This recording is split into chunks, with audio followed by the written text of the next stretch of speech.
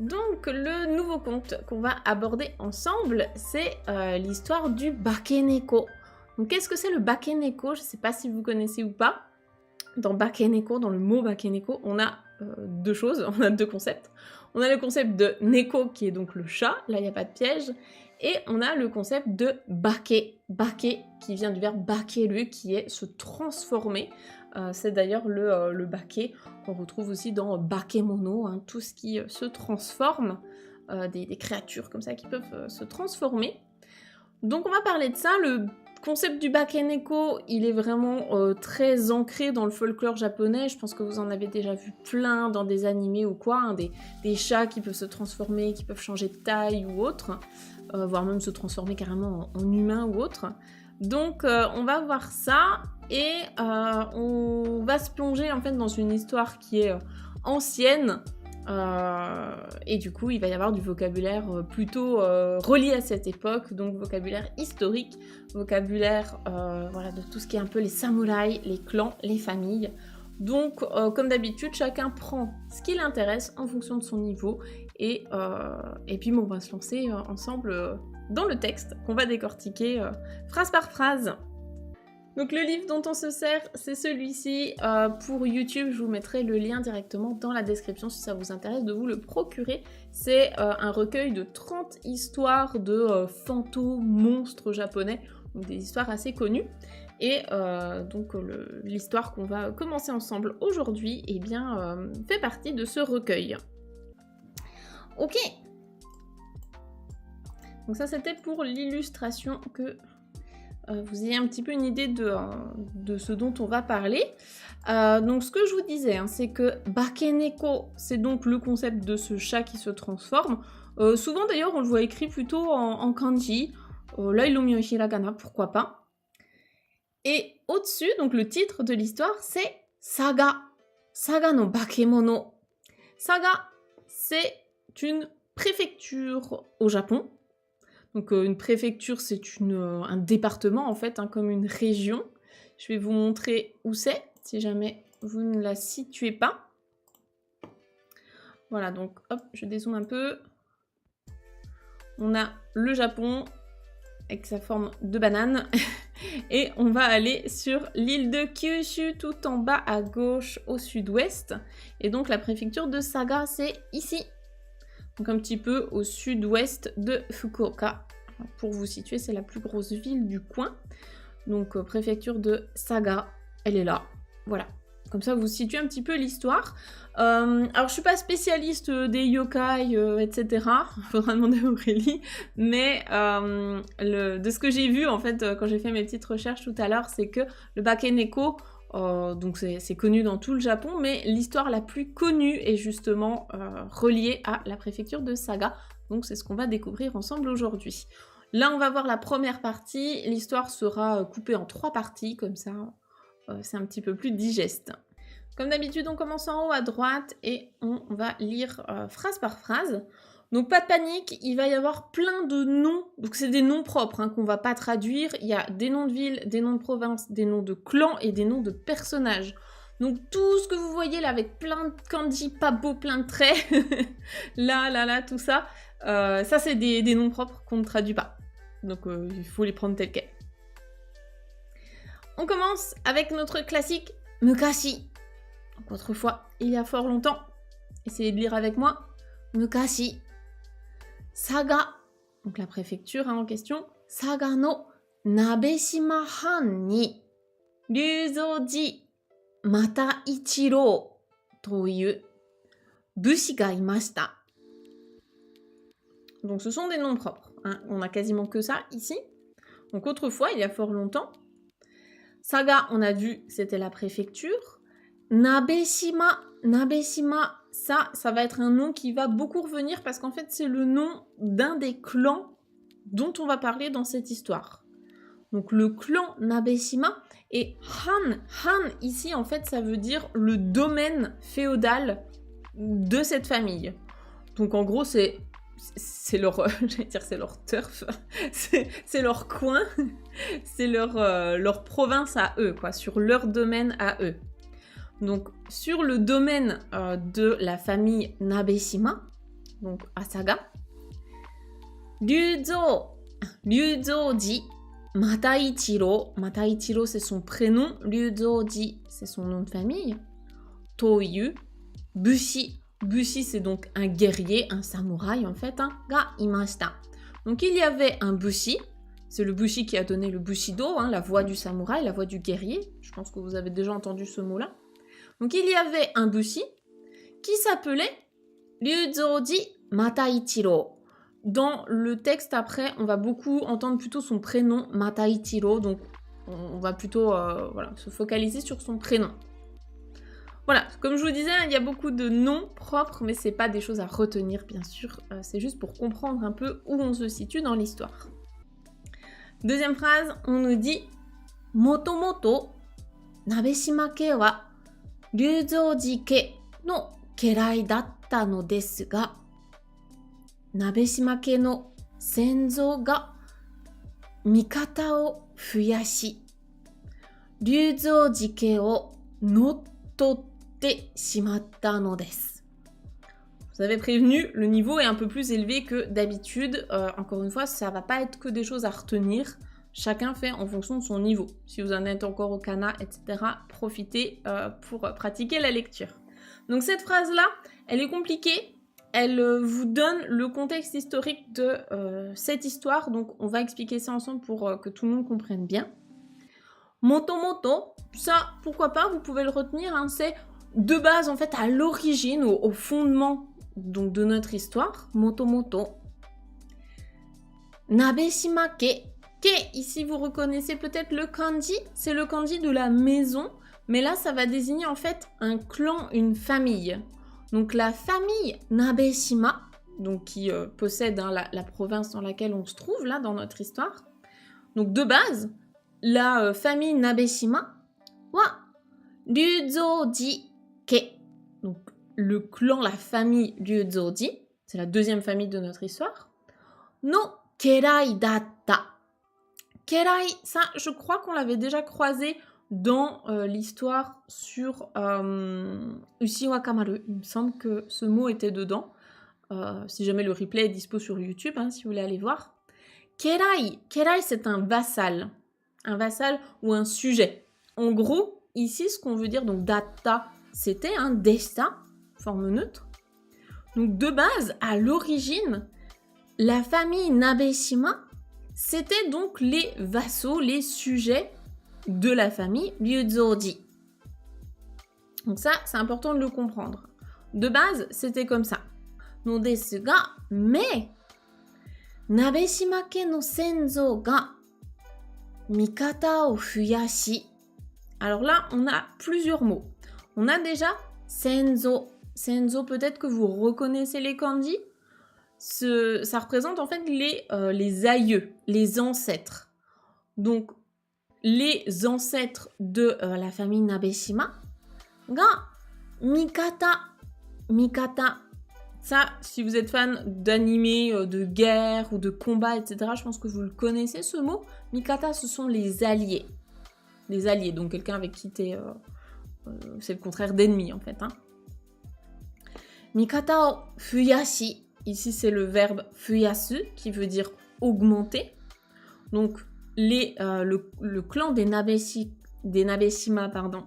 Le clan des Nabeshima, ils ont... Enfin, les ancêtres de ce clan-là ont augmenté, en fait, leurs alliés. Donc, ils sont allés faire des alliances, etc., pour être plus puissants. Et qu'est-ce qui s'est passé?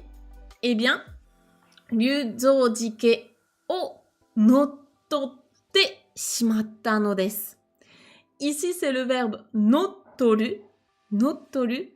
Alors, si on avait les kanji, je pense que ce sera encore plus simple à comprendre. C'est le noru, norimasu, de monter, comme dans un véhicule, et toru, de prendre, torimasu.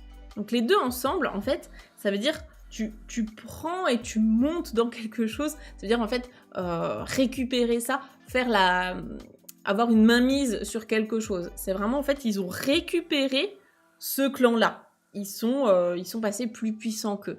Ils se sont fait plein d'alliés, etc. Et du coup, ça s'est inversé. Donc, le clan des Nabeshima, vous avez probablement compris hein, que du coup, ils ont pris la main sur les Ryuzoji. Et maintenant, c'est eux, en fait, les boss de la région Saga. Et donc ici, encore une fois, on a la forme en Teshimatta.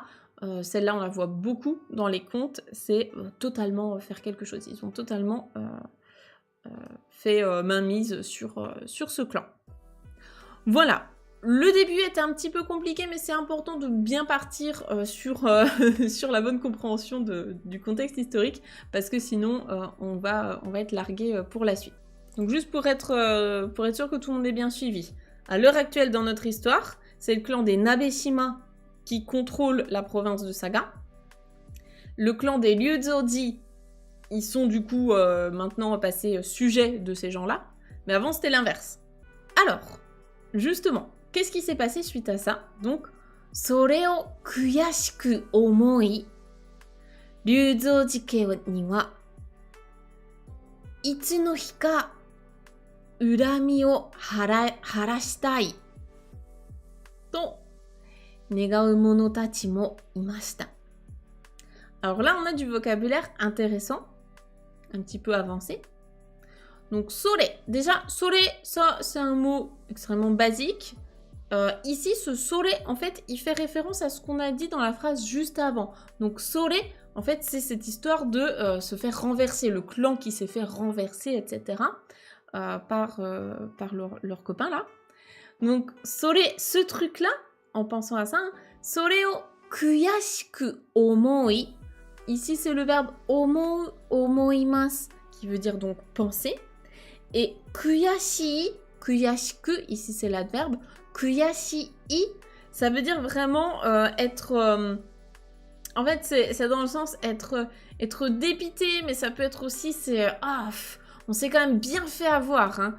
Donc en pensant à ça, en étant dépité, en étant un peu, what quoi, on s'est fait renverser par les autres. Donc en ayant ça en tête, en gardant ça en tête, ce sentiment-là en eux, eh bien, le clan des Ryuzoji, donc de leur côté, hein, dans ce clan-là qui s'est fait renverser, qu'est-ce qu'ils se disaient? Ils se disaient donc Itsu no hika, donc un jour, mais on ne sait pas quand, un beau jour, eh bien, urami o harashitai. Ici, tout ça, en fait, cette expression-là, donc littéralement, c'est urami o harasu. Urami, c'est tout ce qui est la rancœur, la vengeance, et urami o harasu, en fait, c'est se venger. Et ici, on a la forme en taille. Donc, en fait, c'est un jour, on aimerait se venger. On aimerait prendre notre revanche là-dessus, parce que voilà, on s'est fait renverser, donc c'est pas cool. Donc, urami tout court, hein, c'est la vengeance, la vengeance, la rancune, et urami o harasu, ça va ensemble, c'est accomplir sa vengeance, se venger. Donc ce clan-là, ils ont ça en eux, un jour ils veulent se venger, et donc ils se disent ça, et negau mono tachi mo imashita. Donc en fait, il y avait parmi eux, eh bien des gens qui espéraient ça. Donc des gens, donc negau, hein, c'est souhaiter, vouloir quelque chose, souhaiter ça, faire le souhait. Et donc monotachi, ici c'est dans le sens il y a des gens, des partisans de cette famille-là qui espéraient ça. Voilà, là on a le contexte. Ça c'est le contexte des familles, au moins on sait sur quoi on part. Maintenant on va s'intéresser principalement à ce personnage. Donc ce personnage, ils en ont parlé juste avant, il s'appelle Mataichiro. C'est lui le personnage principal, en tout cas là, du début. Donc on continue avec lui. On nous dit donc Keredomo, mais cependant, hein, malgré tout ça, Aruji no Mataichiro wa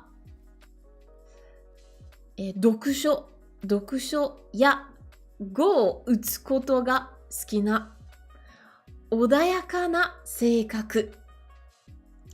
Alors, Aruji, ici, c'est un des mots un peu de vocabulaire spécifique, c'est le maître, le chef d'une famille. Donc, Aruji, là, ça désigne du coup le chef du clan des Ryuzoji. Donc, ceux qui veulent se venger, mais on va voir que Mataichiro, il n'est pas trop dans cet état d'esprit. Donc, le chef de la famille qui s'appelle donc Mataichiro. Dokusho, Dokusho, ça c'est un mot, je pense qu'il peut vous être utile même au niveau GLPT 5, hein, c'est la lecture. La lecture, donc le loisir, hein, le fait de lire, Dokusho. Dokusho ya go o utsukoto.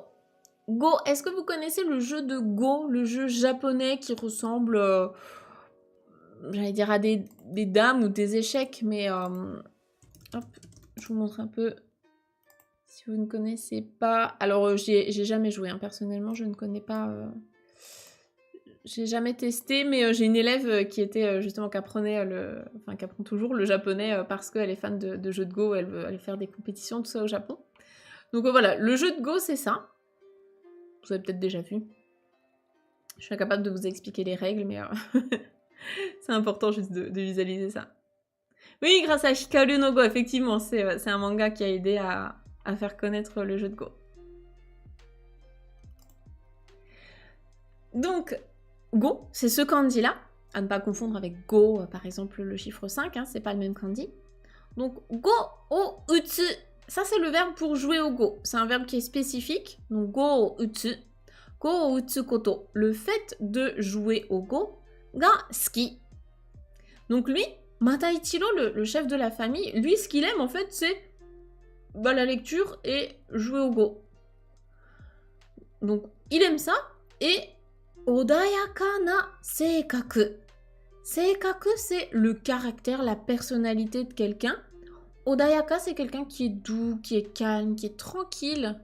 Donc, en fait, il a une personnalité vraiment tranquille, très douce. Et lui, tout ce qu'il aime dans la vie, c'est jouer au Go et lire des bouquins. Enfin, lire, la lecture. Donc ici, vous avez vu que la phrase n'est volontairement pas terminée, c'est-à-dire qu'il n'y a pas de des, de verbe, etc. C'est juste, voilà, on est sur une description de ce personnage-là, c'est tout. Voilà, comme ça permet de situer un petit peu ce personnage-là, qui c'est, et qu'est-ce qu'il vient faire dans notre histoire. Je continue, on en est là. Jouka no yashiki de お母さんと二人、一匹の黒い猫を可愛がりながら、静かに暮らしていました。Alors cette phrase-là, je pense que c'est la phrase la plus intéressante de cette première page pour les débutants, parce qu'on a plein de mots de vocabulaire qui sont hyper utiles. Le tout premier, je pense, c'est le mot utile. Jouka, littéralement, hein, les kanji, le premier c'est le kanji du château et le deuxième c'est en dessous.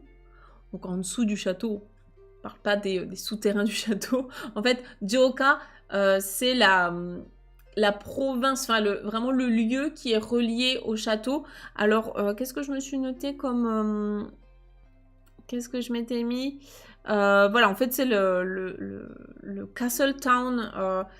C'est la petite ville, la petite bourgade qui est reliée à un château. Donc vraiment, voilà, ce qui va avec un château, quoi. Les terres qui vont avec un château ou la bourgade qui va avec un château. Donc Jouka no yashiki. Yashiki, ça, on l'a déjà vu également, on l'a vu dans Hoichi sans oreille.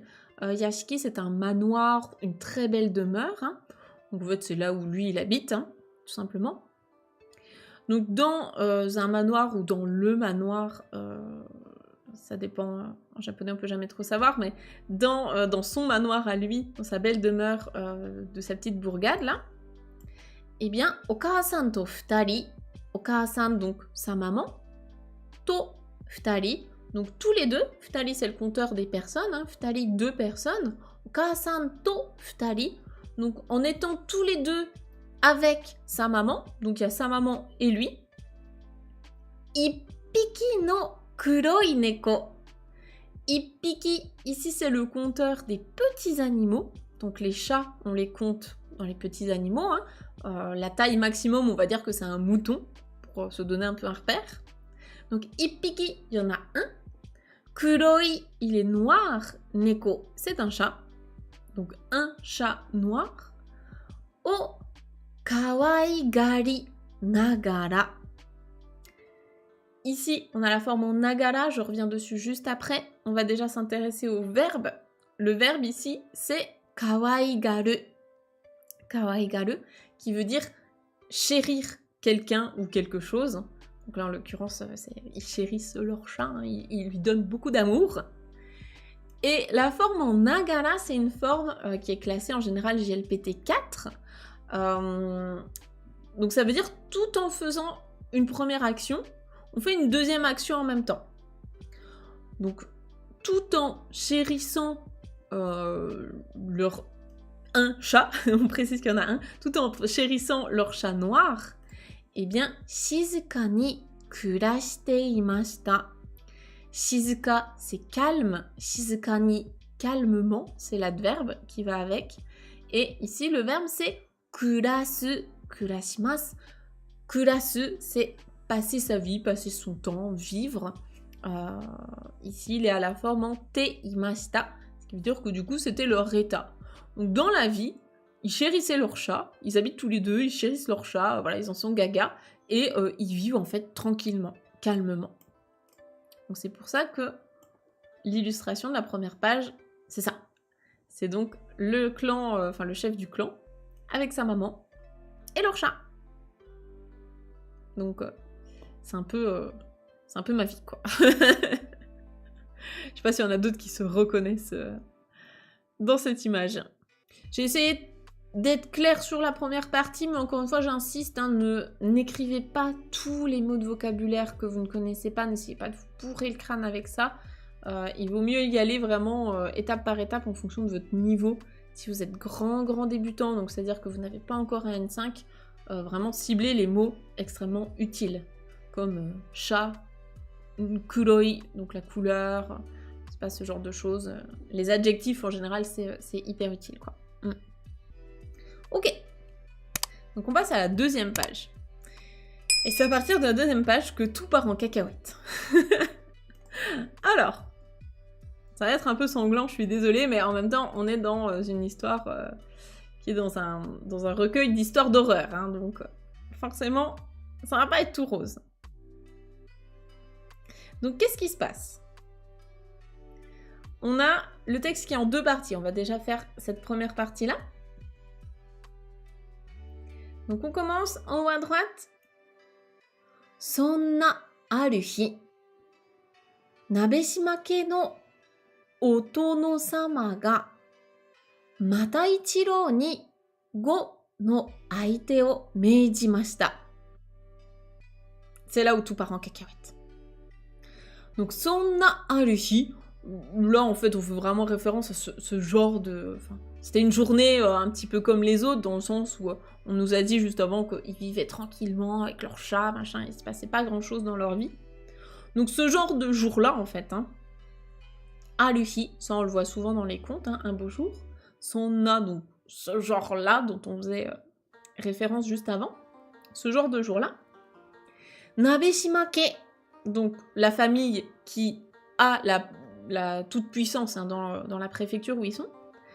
Donc la famille des Nabeshima, qu'est-ce qu'ils vont faire? Eh bien, Nabeshima-ke no Otono-sama, ça c'est pareil, c'est un mot très spécifique. Otono-sama, c'est quelqu'un qui est très haut placé, voilà, un seigneur, quelqu'un qui a du pouvoir au sein d'un clan. Donc ouais, un seigneur, un lord, un noble, voilà. Ce qui compte, c'est de comprendre que c'est quelqu'un d'important dans la famille. Donc, il y a quelqu'un d'important dans cette famille-là. Eh bien, qu'est-ce qu'il a fait? Mataichirou ni go no aite o meijimashita. Alors ici, si vous connaissez le kanji, vous allez reconnaître du coup que c'est le kanji de tout ce qui est un ordre, une obligation. Donc ici, en fait, c'est tout simplement le verbe pour ordonner, donner un ordre à quelqu'un. Meijiru, meijimasu. Donc il a ordonné, il a exigé de Mataichirou. Qu'est-ce qu'il lui a ordonné de faire? Eh bien, go no aite. Go, c'est le jeu de go. Aite, ça peut... Alors, en fonction du contexte, ça peut se traduire de différentes manières, mais ici, c'est dans le sens un adversaire. Donc, en gros, il lui a ordonné d'être son adversaire au go. Il lui a dit, toi, tu vas jouer avec moi. Voilà. Et comme c'est quelqu'un qui a du pouvoir et qu'en plus de ça, c'est la famille qui gouverne la préfecture en question, notre bon Mataichiro ne peut pas dire non. Donc, voilà. Il a dit, bah toi tu vas jouer avec moi. Comme tu joues beaucoup au Go, tu vas jouer avec moi. Futari wa Go o uchi hajimemashita ga, Otono-sama wa Mataichiro ni mattaku kanaimasen. Donc Futari, les deux, hein, donc Mataichiro et puis l'autre qui lui a donné l'ordre, donc c'est les deux personnes, wa Go o uchi hajimemashita. Ici, c'est le verbe de tout à l'heure, hein, je vous avais dit go o utsu, go o uchimasu, c'est le verbe pour jouer au Go. Uchi hajimemasu, uchi hajimeru, commencer à jouer. Donc ils ont commencé tous les deux à jouer au Go, mais Otono-sama, donc le seigneur, le lord, Otono-sama wa Mataichiro ni mattaku kanaimasen. Donc mattaku plus négatif, c'est vraiment absolument pas, mais vraiment pas du tout. Eh bien, kanaimasen, en fait, c'est pouvoir égaler, en fait, rivaliser avec quelqu'un. Donc en gros, ce gars-là, eh bien, il ne peut absolument pas rivaliser avec Mataichiro, qui passe ses journées à gratter son chat et jouer au Go. Il n'arrive pas du tout à rivaliser avec lui. Voilà. Est-ce que vous sentez venir la suite? Est-ce que vous avez une idée de ce qui va se passer là avant que je lise la suite? Il y a un gros indice sur l'image. Conflit, bagarre. Ouais. Ils vont tuer le chat. Non, pas le chat. Allez, on lit ensemble la phrase. La réponse, elle est dans la phrase suivante. Donc, c'est ces deux colonnes-là. Makete bakari nano de, toutou ka to natte, Mataichiro o kiri koroshite shimatta no desu. Ah là là. Non.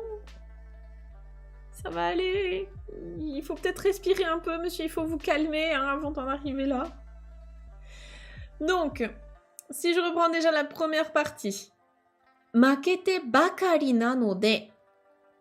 Ici, on a deux formes qui sont intéressantes, qui sont de niveau JLPT 4 pour le coup. Enfin, 4, 3. Ça peut être du 3 aussi, en vrai.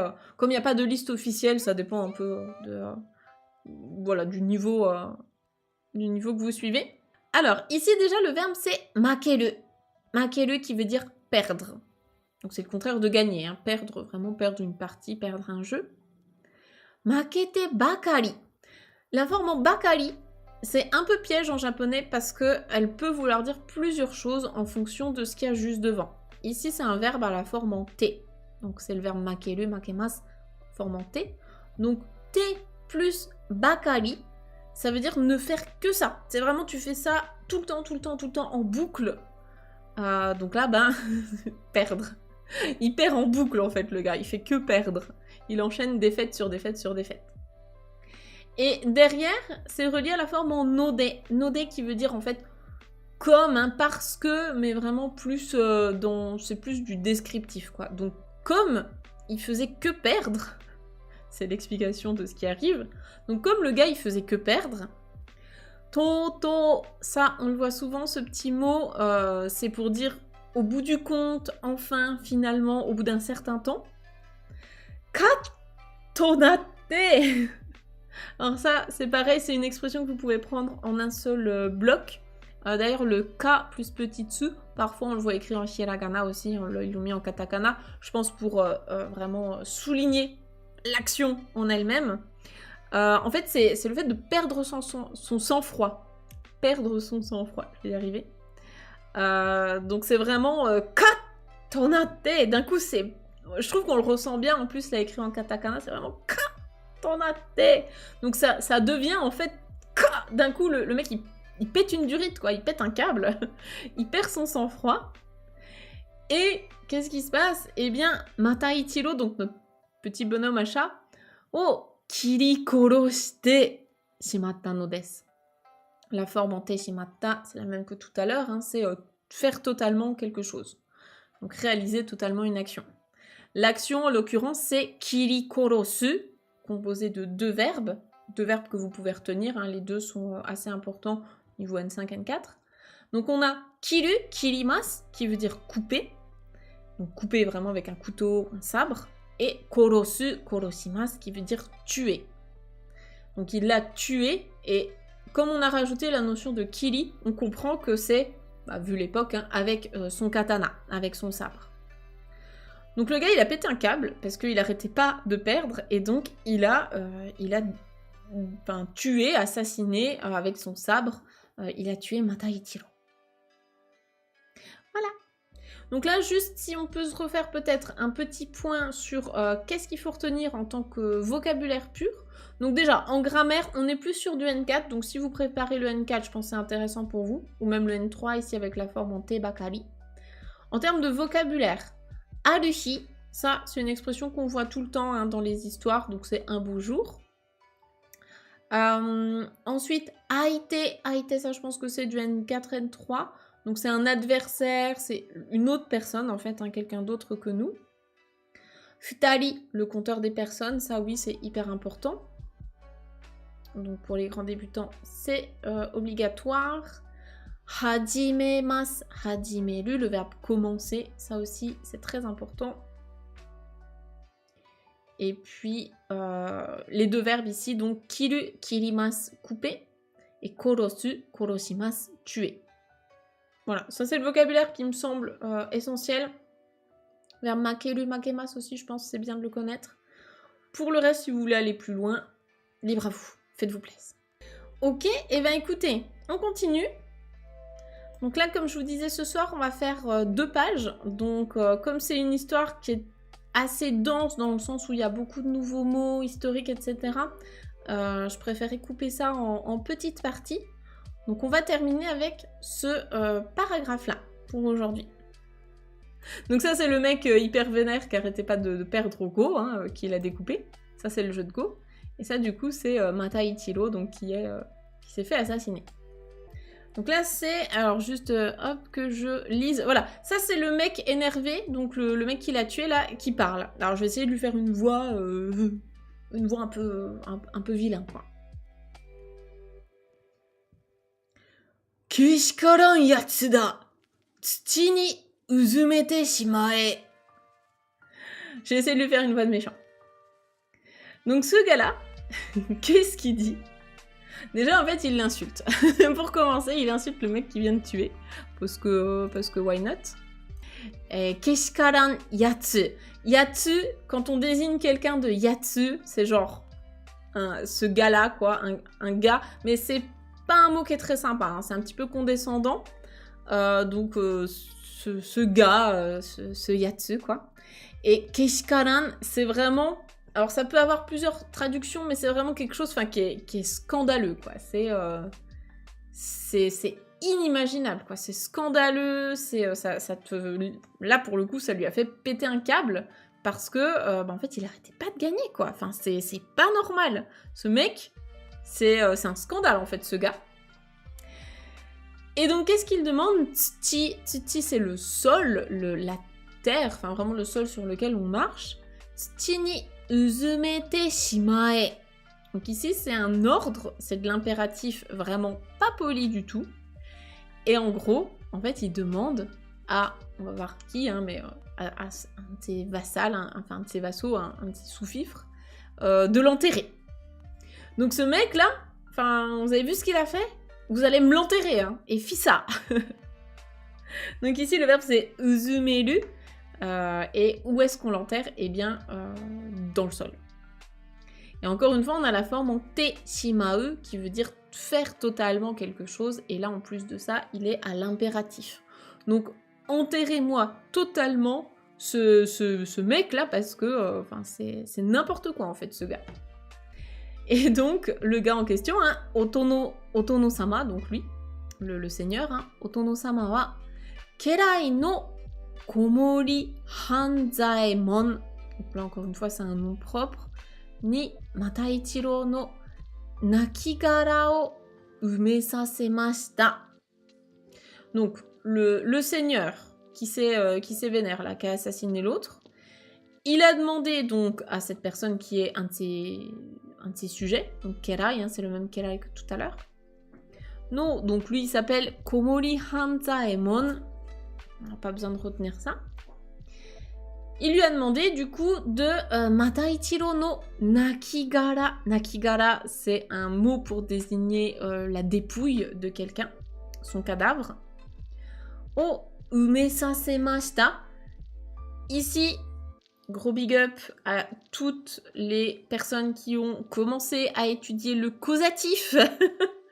Et encore pire, le causatif passif. Oui, on est content. Donc ça, vous découvrirez cette joie-là à la fin du niveau GLPT 4. Et je pense que vous en parlerez encore au N3. Umesaseru, c'est faire enterrer à quelqu'un. Donc tu fais faire quelque chose à quelqu'un. C'est ça en fait le causatif. Hein. Faire à quelqu'un. Donc il a fait faire enterrer la dépouille de Mataichiro à l'un de ses sujets, donc ce gars-là. Voilà, il a fait ça. Et donc, qu'est-ce qui va se passer?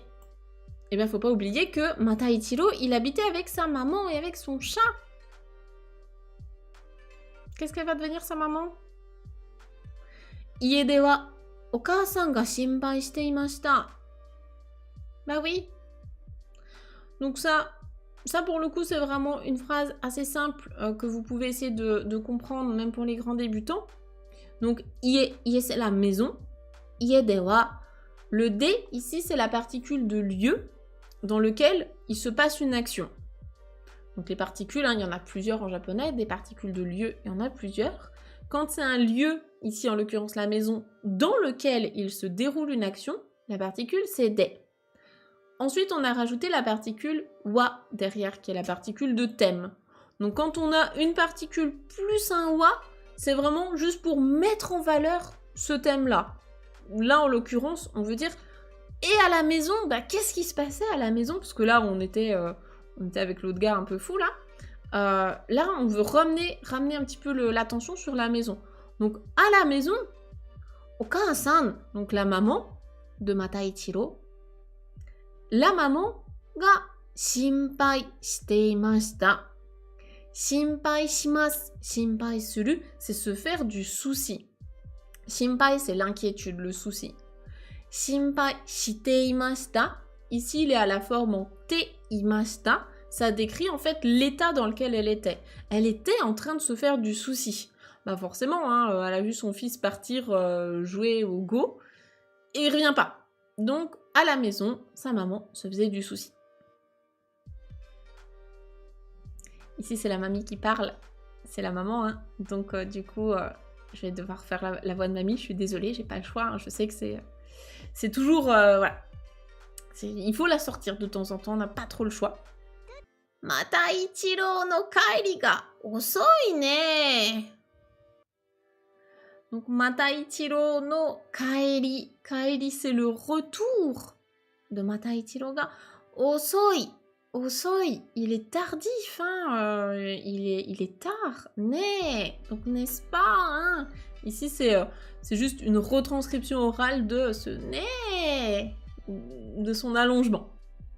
Comme c'est une parole, on a le droit de faire un peu ce qu'on veut. Donc, oh là là, il rentre tard, hein, Mataichiro. C'est un peu long quand même pour jouer au Go. Okasan wa kuroneko ni hanashikakemashita. Donc, la maman, eh bien, kuroneko. Alors, tout à l'heure, je sais pas si vous aviez remarqué, on avait kuroi neko. Donc, kuroi, c'est l'adjectif noir. Neko, le chat. Donc, un chat noir, littéralement. Kuroneko, ici, ça a fusionné en un seul mot. C'est un mot qu'on voit très très fréquemment, en fait. Hein. Ça forme un mot. En fait, c'est comme si en français, on avait un mot pour désigner chat noir. Genre en un seul mot, c'est un chat noir. Et non pas un chat de couleur noire. Donc, le chat noir, ni hanashikakemashita. Hanashikakeru, c'est adresser la parole à quelqu'un, parler à quelqu'un, discuter à quelqu'un. Donc là, en fait, elle lui parle, quoi. Elle parle au chat en disant « Oh là là, il en met du temps à revenir, hein, c'est un peu long. » Et on arrive déjà à la dernière phrase, et on s'arrêtera là pour aujourd'hui, c'est déjà pas mal, je pense.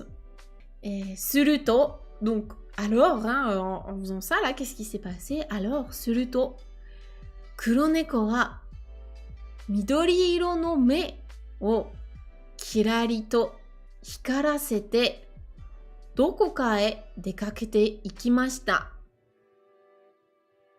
Donc, alors, le chat noir, qu'est-ce qu'il a fait? Midori iro no me. Donc, me, ce sont les yeux.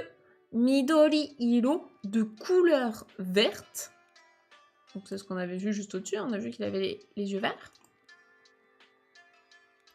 Donc, ses yeux de couleur verte.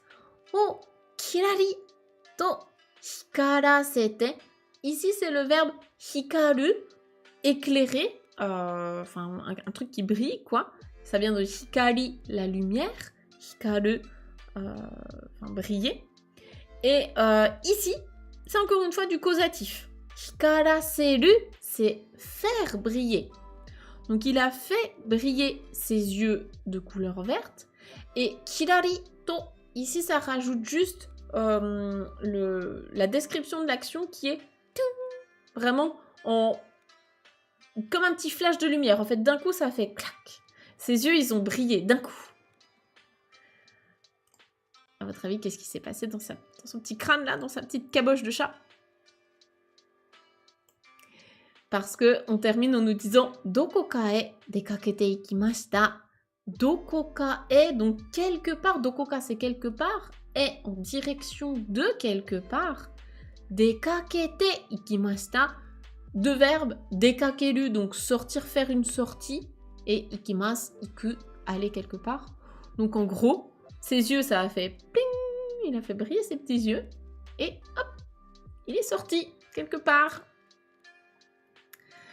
Pam, pam. Ouais, on imagine bien hein, le petit cling d'un coup dans ses yeux là. Dans ses yeux de petit fourbe. Qu'est-ce qu'il va faire ce chat? Et bien on découvrira ça la prochaine fois. J'en profite pour le replay YouTube, donc de vous dire que je suis tous les jeudis soirs de 20h à 21h, 21h30 en stream sur Twitch. Donc si vous avez envie de participer avec moi à des lectures de contes en direct, eh bien le lien est dans la description.